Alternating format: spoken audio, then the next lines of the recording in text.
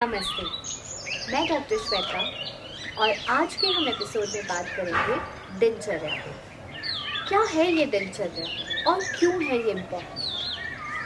तो अगर हम बात करें दिनचर्या की और उसको हम ब्रेक करें दो शब्दों में, तो ये दो शब्दों से मिलकर बनता है दिन और चर्या। दिन का अर्थ तो हम सभी जानते हैं और चर्या का अर्थ होता है आचरण या व्यवहार, यानी कि प्रतिदिन जो हमें जैसा आचरण करना चाहिए उसका वर्णन किया गया है दिनचर्या। प्रतिदिनम कर्तव्यम चर्या दिनचर्या, यानी कि प्रतिदिन करने योग्य जो चर्या है, हमारा जो आचरण है, उसका वर्णन जहाँ मिलता है वह दिनचर्या कहलाता है। आयुर्वेद के अनेक आचार्यों ने इसका वर्णन किया है, आचार्य चरक, आचार्य वाग्भट ने। सबसे पहले इसमें आता है ब्रह्म मुहूर्त में जागरण। जैसा कि हमारी कहावत भी है कि जल्दी सोना और जल्दी उठना मनुष्य के स्वास्थ्य के लिए लाभदायक होता है, यह ऐसे ही नहीं कहा जाता। इसका वर्णन हमारे शास्त्रों में मिलता है। ब्रह्म मुहूर्त में जागरण यानी कि मनुष्यों को जो रात में किया गया खाना है, जो भोजन है, उसके जीर्ण और अजीर्ण होने का विचार करते हुए, यानी कि पचने या ना पचने का विचार करते हुए ही सुबह उठना चाहिए। यदि ऐसा फील होता है कि हमारा सुबह का भोजन पच गया है तो उठ जाएं। अगर फिर भी आपको ऐसा लगता है कि नहीं, अभी पेट में भारीपन है या इंडाइजेशन है या खाना ठीक से नहीं पचा है, तो आप थोड़ा सा और विश्राम कर सकते हैं। अब ये जो ब्रह्म मुहूर्त का समय है, ये आयुर्वेद शास्त्रों में 4 बजे से 6 बजे तक का बताया गया है, क्योंकि उस समय ब्रह्म यानी कि परमात्मा की प्राप्ति होती है। ना सिर्फ परमात्मा की प्राप्ति होती है, बल्कि जो हमारे 5 तत्व हैं, आकाश, वायु, अग्नि, जल और पृथ्वी, ये पांचों तत्व भी उस समय शुद्ध होते हैं। उसके बाद आता है मल त्याग। ब्रह्म मुहूर्त में जागरण के बाद वेग आने पर ही हमें मल का त्याग करना चाहिए।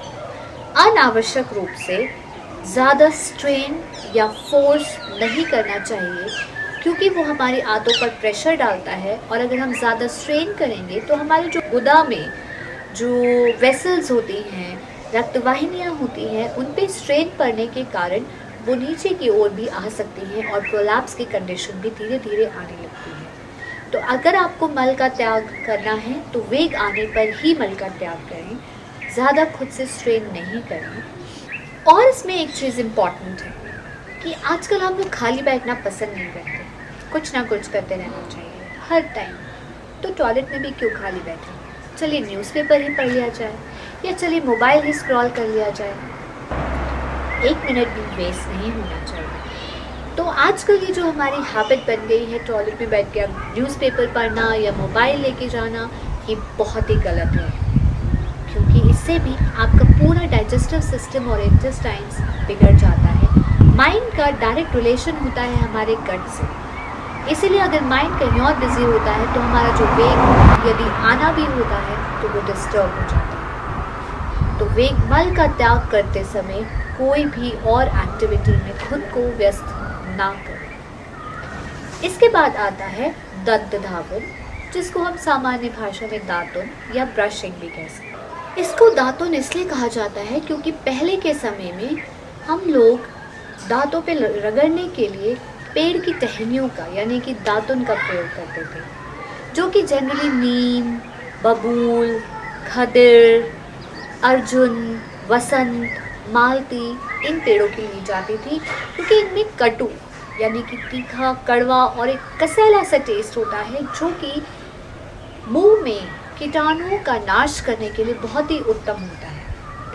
आजकल इसकी जगह टूथपेस्ट ने ले ली है, वो भी बहुत ही भिन्न भिन्न प्रकार के टूथपेस्ट आते हैं, ठीक है, कोई दिक्कत नहीं। लेकिन इम्पॉर्टेंट अब ये है कि हमको दातुन या ब्रश दिन में 2 बार करना चाहिए। सिर्फ दांत साफ करने से ही काम नहीं चलेगा, टंग स्क्रैपिंग भी उतना ही इम्पॉर्टेंट है, जिसको हम बोलते हैं जिह्वा निर्लेखन।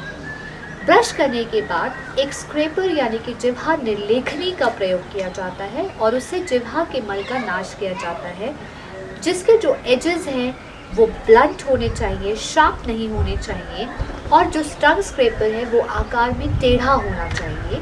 उसे आप धीरे धीरे यूज़ करते हुए अपनी जिह्वा का निर्लेखन कर सकते हैं। आयुर्वेदिक संहिताओं में प्राचीन काल में टंग स्क्रैपर यानी जिह्वा निर्लेखने की लंबाई का भी वर्णन किया गया है। और साथ ही साथ पहले के समय में तो ये धातुओं से बनती थी, जैसे सोना, चांदी, पीतल, तांबा आदि। पर आजकल भी बहुत सारे टंग स्क्रैपर्स उपलब्ध हैं, तो आप अपने हिसाब से उपयुक्त चूज़ कर सकते हैं। इसके बहुत सारे बेनिफिट्स हैं। जिह्वा से कीटाणुओं का नाश करना, मल का नाश करना, दांतों को दृढ़ बनाना, मसूड़ों में मजबूती देना। जिह्वा में किसी किसी को रस की ज्ञान नहीं हो पाता है, तो उसके लिए भी ये मददगार है। आपको रस का ज़्यादा अच्छे से ज्ञान होने लगेगा, भोजन में रुचि उत्पन्न होती है आदि।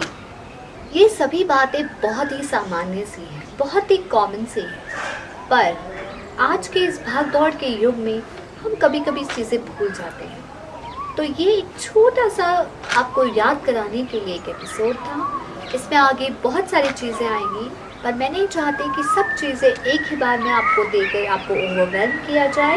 तो आज के एपिसोड के लिए बस इतना ही। Stay safe, stay healthy. नमस्ते।